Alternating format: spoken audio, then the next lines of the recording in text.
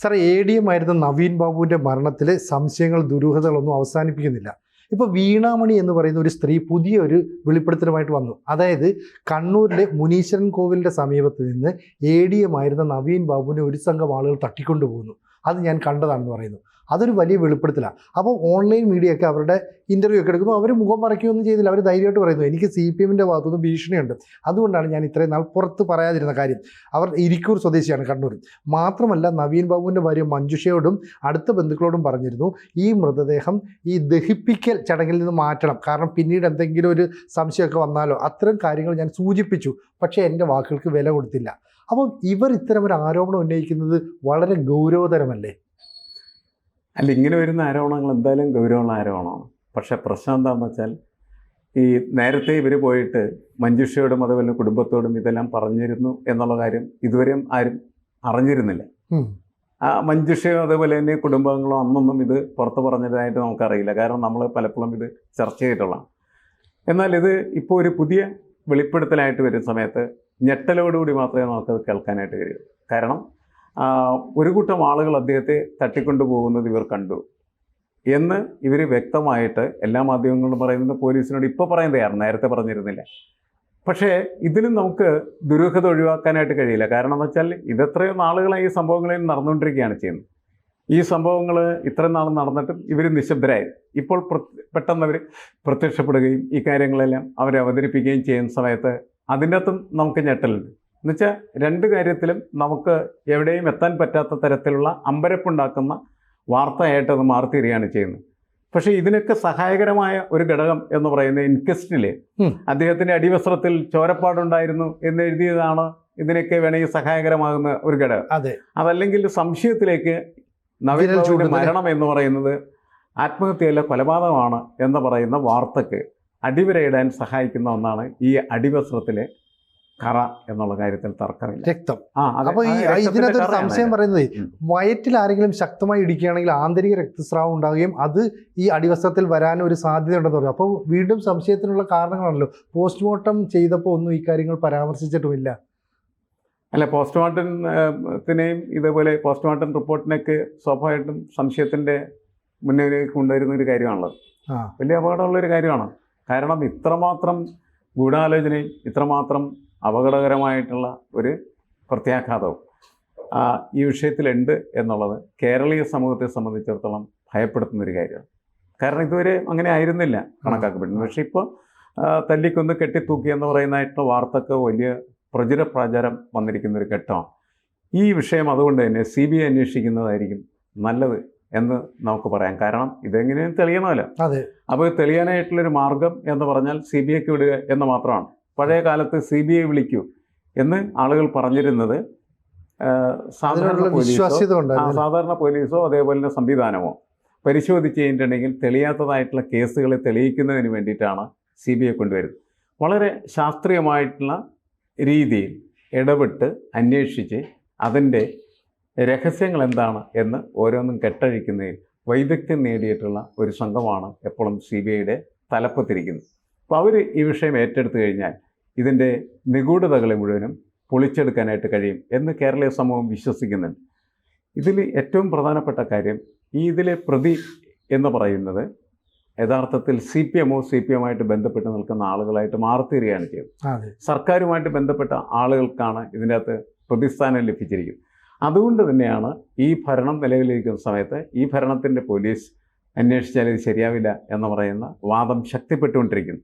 എന്താണ് യാഥാർത്ഥ്യം എന്ന് ഒരിക്കലും അറിയില്ല. കാരണം എന്ന് വെച്ചാൽ ഓരോ ദിവസവും ഈ നവീൻ ബാബുവിൻ്റെ കേസുമായി ബന്ധപ്പെട്ട വിഷയങ്ങൾ അട്ടിമറിക്കപ്പെടുകയോ പുതിയ തരത്തിലേക്ക് പുതിയ ആരോപണം പുതിയ ഡെവലപ്മെൻറ്റ്സ് ഉണ്ടാവും. ഓരോ ദിവസവും ഡെവലപ്മെൻറ്റ് ഉണ്ടാവുകയാണ്.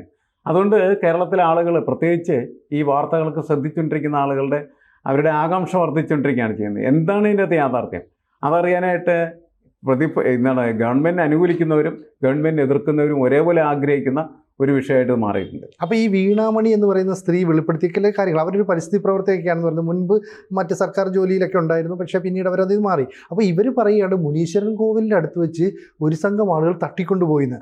അങ്ങനെ പറഞ്ഞിട്ടുണ്ടെങ്കിൽ അതിനെക്കുറിച്ച് അന്വേഷിക്കണം. മാത്രമല്ല, ഈ നവീൻ ബാബു എന്ന് പറയുന്ന ADM തൂങ്ങി നിൽക്കുന്നത് എവിടെയാണ്? മുറിക്കുള്ളിലാണോ, വരാന്തയിലാണോ, അതോ ബാത്റൂമിലാണോ? ഒരു ഇന്നുവരെ പുറത്തു വന്നിട്ടില്ല.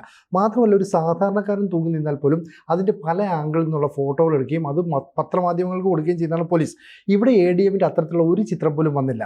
മറ്റൊരു ആരോപണം, ഈ തുണിയൊക്കെ വിരിക്കാൻ ഉപയോഗിക്കുന്ന നേർത്ത കയറിലാണ് നവീൻ ബാബു തൂങ്ങി നിന്നത്. 55 കിലോയിലധികം ഭാരമുണ്ടായിരുന്നു അദ്ദേഹത്തിന്. അപ്പോൾ ഇതൊക്കെ സംശയത്തിൻ്റെ മുൾമുനെ സൃഷ്ടിക്കുന്നുണ്ട്. ഇത് തന്നെയാണ് ഭാര്യയായ മഞ്ജുഷ പറയുന്നത്, ഞങ്ങൾക്ക് നിലവിലുള്ള പോലീസ് അന്വേഷണത്തിൽ തൃപ്തിയില്ല, ഇതിൻ്റെ സത്യം പുറത്തു വരണമെങ്കിൽ CBIയുടെ അന്വേഷണം വേണം. അപ്പോൾ ഹൈക്കോടതി കേസ് ഡയറി ഹാജരാക്കാൻ പറഞ്ഞപ്പോൾ മാത്രമാണ് പിന്നീട് ഈ നവീൻ ബാബുവിനെ കൊണ്ടുപോയ ഡ്രൈവറുടെ മൊഴിയടക്കം വീണ്ടും രേഖപ്പെടുത്തുന്നു, ഈ പറയുന്ന പ്രശാന്തൻ്റെ മൊഴി രേഖപ്പെടുത്തുന്നു. അപ്പോൾ എവിടേക്കോ കള്ളക്കളികൾ നടത്തുന്നു. ഒപ്പം CPMൻ്റെ സംസ്ഥാന സെക്രട്ടറി MV ഗോവിന്ദൻ പറയുന്നു, SIT എന്ന് പറയുന്ന സ്പെഷ്യൽ ഇൻവെസ്റ്റിഗേഷൻ ടീം കൃത്യമായ അന്വേഷണം നടത്തുന്നു, അതുകൊണ്ട് CBI വരേണ്ട കാര്യമില്ല. എന്തിനാണ് ഒരു കുടുംബത്തിന് തൃപ്തിയില്ല അന്വേഷണത്തിൽ, CBI വരട്ടെ, എന്തിനാണ് CPM അതിനെ പല കാരണങ്ങളാൽ തടസ്സപ്പെടുത്തുന്നത്? ഒപ്പം ഈ സ്ത്രീ വെളിപ്പെടുത്തൽ നടത്തിയിട്ടുണ്ടെങ്കിൽ അതേക്കുറിച്ചും അന്വേഷിക്കണ്ടേ? എല്ലാ കാര്യങ്ങളും കൃത്യമായിട്ട് അന്വേഷിക്കാനായിട്ട് നല്ലത് CBI സംവിധാനമാണ് എന്ന് പൊതുവെ എല്ലാവരും വിശ്വസിക്കുന്നുണ്ടെങ്കിൽ സർക്കാരും അതിനെ അനുകൂലിക്കുന്നതാണ് നല്ലത്. കാരണം സർക്കാരിനെ സംബന്ധിച്ചിടത്തോളം ഇതിനകത്ത് ഒളിക്കാനൊന്നുമില്ല എന്ന് വ്യക്തമാക്കണമെങ്കിൽ ഒരു കാര്യം അവർക്ക് ചെയ്യേണ്ടതുണ്ട്. എത്ര പൊളിറ്റിക്കൽ ഇഷ്യൂസ് ഉണ്ടെങ്കിൽ പോലും ഇത് CBI ഏൽപ്പിക്കാൻ, അതിൽ നിന്ന് തലയുരാൻ പറ്റുള്ളൂ. അപ്പോൾ ഇതിനകത്ത് പ്രതികൾ ആരൊക്കെയാണ്? സർക്കാരുമായി ബന്ധപ്പെട്ട ആളുകൾ പ്രതികളാണെങ്കിൽ അവരെ കണ്ടെത്തട്ടെ, അവർ ശിക്ഷിക്കപ്പെട്ടെ എന്ന നിലപാടാണ് പാർട്ടിക്ക് എടുക്കാനായിട്ട് നല്ലതെന്നാണ് എനിക്ക് തോന്നുന്നത്. ഗോവിന്ദൻ പറയുന്നത് ഈ സാധാരണ രീതിയിൽ കേന്ദ്രവും അതേപോലെ തന്നെ സംസ്ഥാനവും തമ്മിലൊരു എപ്പോഴും സംഘർഷം നിലനിൽക്കുന്നത്, ആ സംഘർഷത്തിൻ്റെ ഭാഗമായിട്ട് CBI എന്ന് പറയുന്നത് സർക്കാരിന് കോടാലിയായിട്ട് വരും എന്നുള്ള ഒരു വിശ്വാസത്തിൻ്റെ പേരിലോ അല്ലെങ്കിൽ ധാരണയുടെ പേരിലോ അദ്ദേഹം സംസാരിക്കുന്നു. പക്ഷെ അദ്ദേഹം എന്ത് ചെയ്യണം? ഇക്കാര്യത്തിൽ ശരിയായിട്ടുള്ളൊരു സമീപനത്തിലേക്ക് പോകേണ്ടതുണ്ട് എന്ന് ആഗ്രഹിക്കുകയും മനസ്സിലാക്കുകയും ചെയ്യേണ്ടതാണ്. കാരണം ഇത് ജനങ്ങളുടെ മുന്നിൽ ഇപ്പോൾ വിചാരണയ്ക്ക് വിധേയമാക്കപ്പെടുന്നത് CPM എന്ന് പറയുന്ന പാർട്ടിയും അതേപോലെ തന്നെ ഗോവിന്ദൻ എന്ന് പറയുന്ന പാർട്ടി സെക്രട്ടറിയും സർക്കാരുമാണ്. സർക്കാർ പിന്നീട് വരുന്നുള്ളൂ. ശരിക്കും പാർട്ടി സെക്രട്ടറിക്കാണ് ഇതിനകത്ത് കൂടുതൽ ഇൻവോൾവ്മെന്റ് വരുന്നത്. കാരണം പാർട്ടിക്കാരി ആണ് ദിവ്യായത്. അപ്പോൾ അതുകൊണ്ട് ഇത് പാർട്ടിയുമായി പിന്നെ പ്രശാന്ത് അങ്ങനെയുള്ളവരൊക്കെ തന്നെ പാർട്ടിയുമായിട്ട് ബന്ധപ്പെട്ട ആളുകളാണ്. പാർട്ടിയുടെ ഒരു അധീനതയിലിരിക്കുന്ന ഒരു മെഡിക്കൽ കോളേജാണ് പരിയാരം മെഡിക്കൽ കോളേജ്. ഇങ്ങനെയൊക്കെയുള്ള വിഷയങ്ങൾ നിലനിൽക്കുമ്പോൾ പാർട്ടിക്ക് കൈ കഴുകുക അല്ലെങ്കിൽ ഞങ്ങളുടെ കയ്യിൽ ഒന്നുമില്ല എന്ന് ജനങ്ങളുടെ മുന്നിൽ തുറന്നു കാണിക്കാനായിട്ടുള്ള മാർഗവും CBI അന്വേഷണമാണ്. CBI അന്വേഷണത്തിനെ സംബന്ധിച്ച പിന്നെ ആളുകൾ ഇവരുടെ നേരെ കുതിരകയറിൽ നിർത്തും. ജനങ്ങൾക്ക് ആകെ അറിയേണ്ട ഒരു കാര്യം എന്ന് പറഞ്ഞാൽ CBI അന്വേഷിച്ച് കൃത്യമായിട്ട് എന്താണ് ഇതിൻ്റെ പിന്നിൽ നടന്നിട്ടുള്ളത് എന്നറിയണം എന്നുള്ളതാണ്. അത് മനസ്സിലാക്കാൻ വേണ്ടിയിട്ടാണ് ജനങ്ങൾ ഇതിനു വേണ്ടിയും മുറവിളി കിട്ടണമെന്ന് എനിക്ക് തോന്നുന്നു. ഇപ്പോൾ വീണാമണി ഈ വീണാമണി എവിടെ നിന്ന് വന്നു? അതും ഒരു പ്രശ്നമാണ്. കാരണം വെച്ചാൽ ഇത്രയും ദിവസങ്ങളൊന്നും ഉണ്ടായിരുന്ന വീണാമണി പെട്ടെന്ന് പൊട്ടി വീണിരിക്കുകയാണ് ചെയ്യുന്നത്. അപ്പോൾ അതിൻ്റെ പിന്നിൽ ഉള്ള ഇതൊരു സ്പോണ്ടേനിയസ് ആയിട്ട് ഒരു തെളിവ് അല്ലെ, അവരാണല്ലോ കണ്ടെന്ന് പറയുന്നത് പിടിച്ചുകൊണ്ടുപോയത്. കുറെ കഴിഞ്ഞതിനിടയിൽ ആരൊക്കെയാണ് അത് പിടിച്ചുകൊണ്ടുപോയെന്നുള്ള ഒരു സാക്ഷ്യപ്പെടുത്തലിന് എന്ന് വെച്ചാൽ ഒരു നമ്മളതിന് പറയുന്നത് എന്താണ്, ഒരു പരേഡ് നടത്തൂലേ, തിരിച്ചറിയൽ പരേഡ് നടത്തി കഴിഞ്ഞാൽ ഇവർക്ക് ആ ആളുകളെ കണ്ടെത്താനും കഴിയും. ഇപ്പോൾ ഇതിനകത്ത് ഇവർ പറഞ്ഞ ഒരു കാര്യങ്ങളുണ്ട്. അതായത് അന്ന് ഈ മാധ്യമങ്ങളിൽ എന്ന വാർത്തയുടെ ഇടയ്ക്ക് ഒരു സ്ത്രീ കണ്ണൂരിൽ നിന്ന് ഈ പറയുന്ന മഞ്ജുഷയുടെ അടുത്ത്, അതായത് ഇയാളുടെ ഭാര്യയുടെ അടുത്തൊക്കെ വന്നെന്നും ചില കാര്യങ്ങളൊക്കെ വെളിപ്പെടുത്തിയെന്നും പറഞ്ഞ് വാർത്തയുണ്ടായിരുന്നു. പക്ഷേ അതിനങ്ങോട്ട് വലിയ പ്രാധാന്യം ലഭിച്ചില്ല. അന്ന് ഈ മഞ്ജുഷയുടെ അടുത്ത്, അതായത് ഈ നവീൻ ബാബുവിൻ്റെ പത്തനംതിട്ടയിലെ മലയാളപ്പുഴയിലെ വീട്ടിൽ നിറയെ CPM നേതാക്കളാണ്, മന്ത്രിമാരുൾപ്പെടെയുണ്ട്. അപ്പം ഭർത്താവ് മരിച്ചതിൻ്റെ വിഷമത്തിൽ നിൽക്കുന്ന മഞ്ജുഷ, അച്ഛൻ നഷ്ടപ്പെട്ട വിഷമത്തിൽ 2 മക്കൾ, സ്വാഭാവികമായും സ്വന്തം ജ്യേഷ്ഠൻ മരിച്ചുകൊണ്ട് അനുജൻ അഭിഭാഷകനാണ്. അദ്ദേഹമൊക്കെ ഈ കാര്യത്തിൽ കുറച്ചുകൂടെ കോൺഷ്യസ് ആയിരുന്നില്ല എന്ന് മനസ്സിലാക്കാം. മാത്രമല്ല, അവർക്കൊരു സംശയം ഉണ്ടായിരുന്നുവെങ്കിൽ ദഹിപ്പിക്കൽ ചടങ്ങ് ഒഴിവാക്കിയിട്ട് കുഴിച്ചു മൂടുന്ന ആ രീതിയിലുള്ള സംസ്കാരത്തിലേക്ക് പോകാമായിരുന്നു. അപ്പോൾ ഈ വീണാമണി പറയുന്നത്, ഞാൻ അന്ന് പറഞ്ഞിരുന്നു ദഹിപ്പിക്കൽ ചടങ്ങ് നടത്തരുതെന്ന്. ഒരുപക്ഷെ മറ്റുള്ളവരുടെയൊക്കെ സമ്മർദ്ദം കൊണ്ട് അന്ന് ഈ സംഭവം നടന്നു, അന്ന് ഇത്രയൊന്നും ചിന്തിക്കാൻ പറ്റിയില്ല. അപ്പോൾ സംശയം ഉണ്ടായിരുന്നെങ്കിൽ ആന്തരിക അവയവങ്ങളുടെ സാമ്പിളുകളെങ്കിലും എടുത്ത് മാറ്റി വെച്ചതിന് ശേഷം വേണമായിരുന്നു ഈ സംസ്കാര നടപടികൾ മുന്നോട്ട് പോകാനായിട്ട്. ഇതൊന്നും ഇവിടെ നടത്തിയില്ല. അപ്പോൾ ഇങ്ങനെയൊന്നും സംഭവിക്കരുതെന്ന് പറയുന്ന കൃത്യമായ തിരക്കഥ ആദ്യം മുതൽ CPM നേതാക്കളുടെ ഭാഗത്തു നിന്ന് ഉണ്ടായി എന്നൂടെ മനസ്സിലാക്കണ്ടേ? അല്ല, അത് മാത്രമാകണമെന്നില്ല, അതാകാം അങ്ങനെ. മറ്റൊരു കാര്യം എന്ന് പറഞ്ഞാൽ ഇത് മനുഷ്യൻ്റെ ഒരു വിശ്വാസത്തിൻ്റെ കൂടി പ്രശ്നമാണല്ലോ. മതപരമായിട്ടുള്ള ചടങ്ങ് നിലക്ക് ദഹിപ്പിക്കുകയാണ് സാധാരണ ഹിന്ദുക്കൾ ചെയ്യുന്നത്. അപ്പോൾ അത് വന്ന ഒരു യാതൊരു വിധത്തിലും ഒരു ഐഡൻറ്റിറ്റി ഇല്ലാത്തൊരു സ്ത്രീ വന്ന് അങ്ങനെ പ്രത്യേകിച്ച് പറയുമ്പോൾ അവർ വീട്ടുകാരത് അങ്ങനെ പരിഗണിക്കണമെന്നില്ല. അതൊരു വിശ്വാസത്തിൻ്റെ പ്രശ്നമാണ്, മറ്റ് കാര്യങ്ങളെല്ലാം വിട്ടുകളെ. അപ്പോൾ അങ്ങനെ ഒരു പ്രശ്നം അതിൻ്റെ അകത്തുണ്ട്.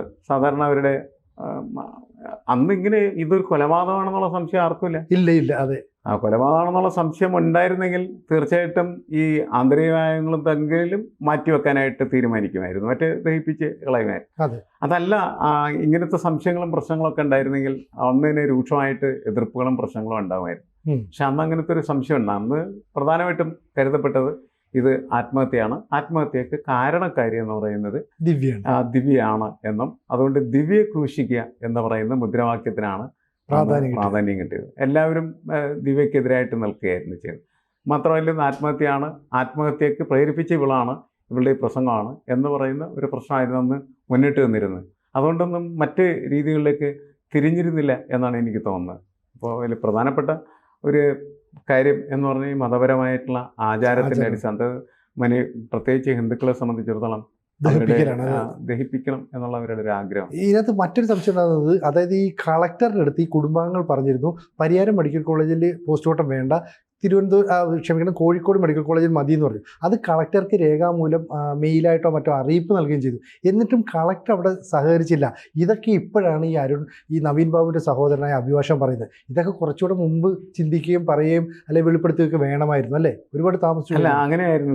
ഇതിപ്പോൾ എന്താണെന്ന് വെച്ചാൽ ഓരോ ദിവസവും വരുന്ന ടെസ്റ്റിനനുസരിച്ചിട്ട് കാര്യങ്ങൾ ഡെവലപ്പ് ചെയ്ത് കൊണ്ടുവരുന്നതാണ് തോന്നിപ്പോവും. നേരത്തെ അതൊക്കെ വെളിപ്പെടുത്തിയിരുന്നെങ്കിൽ ഈ രീതിയിലായിരിക്കില്ല, മറ്റൊരു രീതിയിലായിരുന്നേനെ അതിൻ്റെ ഡെവലപ്മെൻറ്റ് അല്ലെങ്കിൽ കേസിൻ്റെ ഡെവലപ്മെൻറ്റ് മാറിപ്പോയാനെ. പക്ഷെ അതിപ്പോൾ പറയാതിരുന്നതിൻ്റെ പേരിൽ ഇതിങ്ങനെ ഒരു ദിവസം ഇങ്ങനെ വന്നുകൊണ്ടിരിക്കുകയാണ്. അപ്പോൾ എന്ത് പറഞ്ഞാലും ഈ നവീൻ ബാബുവിൻ്റെ കേസ് സംബന്ധിച്ചുള്ള കാര്യങ്ങൾ നിഗൂഢതകളൊന്നും അവസാനിക്കുന്നില്ല അല്ലേ? അത് സത്യങ്ങളൊക്കെ പുറത്ത് തീർച്ചയായിട്ടും CBI പോയാൽ മാത്രമാണ് സാധാരണ മനുഷ്യർ ഈ പ്രശ്നങ്ങൾക്ക് ഒരു എന്താണ് താൽക്കാലിക ശമനം എന്ന് കണക്കാക്കുകയുള്ളൂ. അതുകൊണ്ട് പ്രശ്നം തീരണമില്ല, എങ്കിലും താൽക്കാലികമായ ശമനം ഉണ്ടാവണമെങ്കിൽ ഈ എല്ലാവരും CBI അന്വേഷണത്തിന് അനുവദിക്കണമെന്നാണ് എനിക്ക് തോന്നുന്നത്. കൂടുതൽ വാർത്തകളും വിശേഷങ്ങളും നിങ്ങളിലേക്ക് എത്താൻ ABC മലയാളം സബ്സ്ക്രൈബ് ചെയ്യുക, ബെൽ ബട്ടണും അമർത്തുക.